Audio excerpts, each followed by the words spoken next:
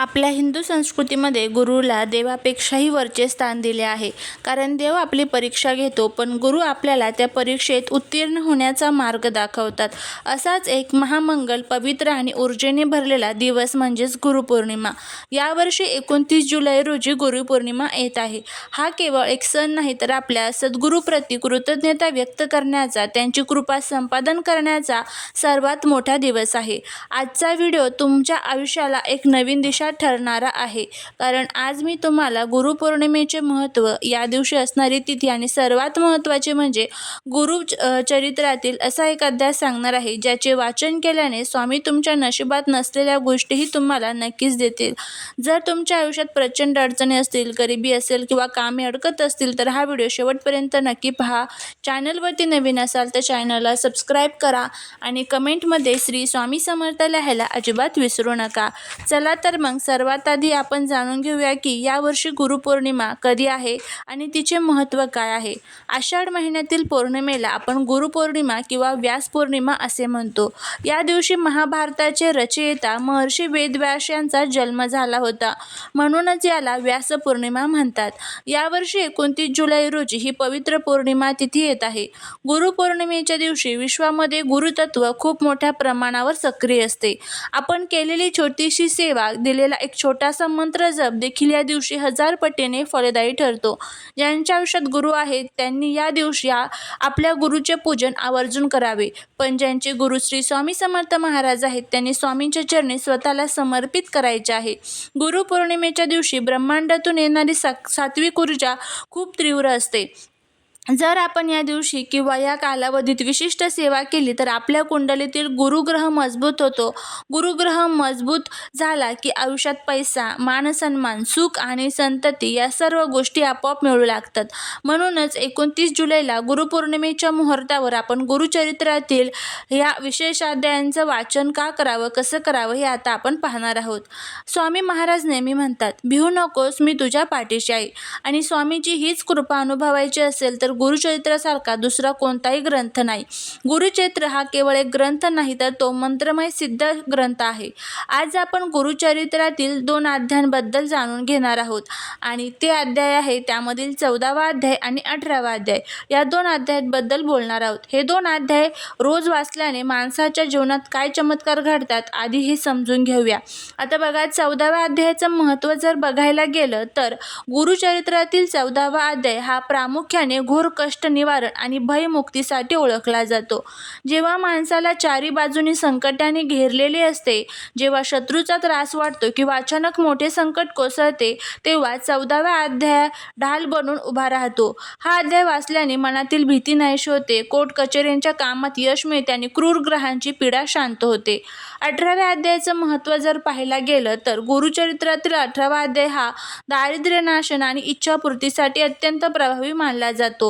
जर तुमच्या घरात पैशांची चणचण असेल, डोक्यावर कर्जाचा डोंगर झाला असेल किंवा व्यवसायात सतत नुकसान होत असेल, तर 18व्या अध्यायाचे वाचन रामबाण उपाय आहे.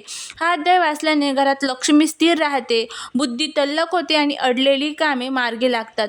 स्वामी महाराज या अध्यायाच्या प्रभावाने तुमच्या नशिबाच्या रेखा बदलून टाकतात. जे तुमच्या भाग्यात नसेल ते देण्याची ताकद या 2 अध्यायांमध्ये आहे. आता सर्वात महत्त्वाचा प्रश्न की हे 2 अध्याय कसे वाचायचे. गुरुपौर्णिमेच्या निमित्ताने तुम्ही तुमच्या वेळेनुसार आणि उपलब्धतेनुसार 3 दिवस, 5 दिवस, 7 दिवस किंवा 11 दिवसांचा संकल्प सोडू शकता. चला तर मग प्रत्येक पद्धत सविस्तर समजून घेऊया. जर तुमच्याकडे वेळ कमी असेल तर गुरुपौर्णिमेच्या आधी 2 दिवस आणि गुरुपौर्णिमेचा दिवस, उदाहरणार्थ 27, 28 आणि 29 असे 3 दिवस तुम्ही ही सेवा करू शकता. रोज सकाळी किंवा संध्याकाळी स्वच्छ होऊन देवघरात दिवा लावून स्वामींसमोर बसून 14वा आणि 18वा अध्याय सलग वाचायचा आहे.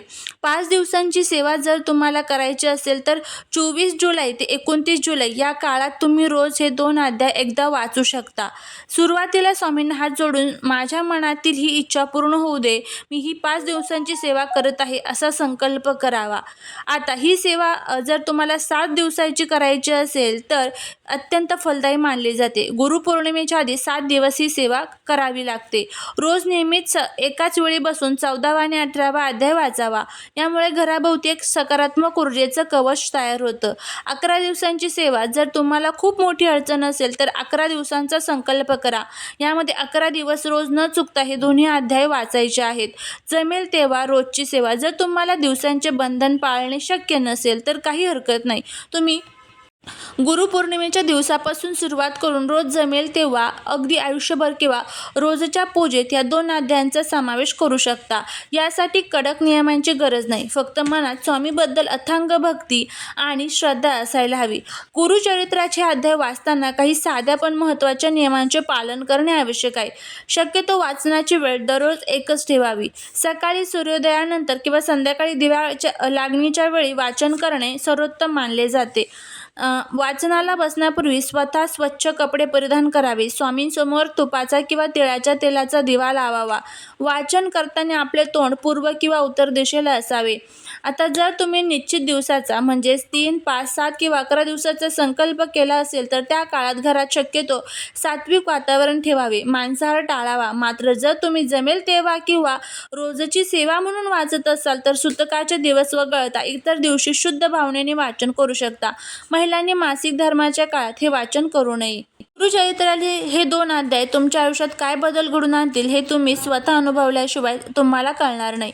ज्या घरामध्ये नेहमीच 14वा आणि 18वा अध्याय वाचला जातो तेथील नकारात्मकता, भांडणे आणि गरिबी कायमची निघून जाते. मुले अभ्यासात हुशार होतात आणि घरातील कर्त्या पुरुषाला किंवा स्त्रीला कामात यश मिळते. स्वामी कधीच आपल्या भक्ताला निराश करत नाहीत. 29 जुलैच्या महामंगल पौर्णिमेला ही सेवा अजिबात सोडू नका. आज मनाशी निश्चय करा की स्वामींची मी ही सेवा नक्कीच करेल आणि त्यांच्या चरणी मी रुजू करेल. बघा, आपण ज्या वेळेस एखादी सेवा करतो, एखादी उपाय करतो त्यावेळेस तो पूर्ण भक्तीने आणि श्रद्धेने करणं हे तितकंच महत्त्वाचं असतं. आणि जर आपण पूर्ण भक्तीने पूर्ण श्रद्धेने ज्यावेळेस आपण उपाय करतो त्यावेळेस त्याचं पूर्ण फळ जे आहे तर ते आपल्याला मिळत असतं.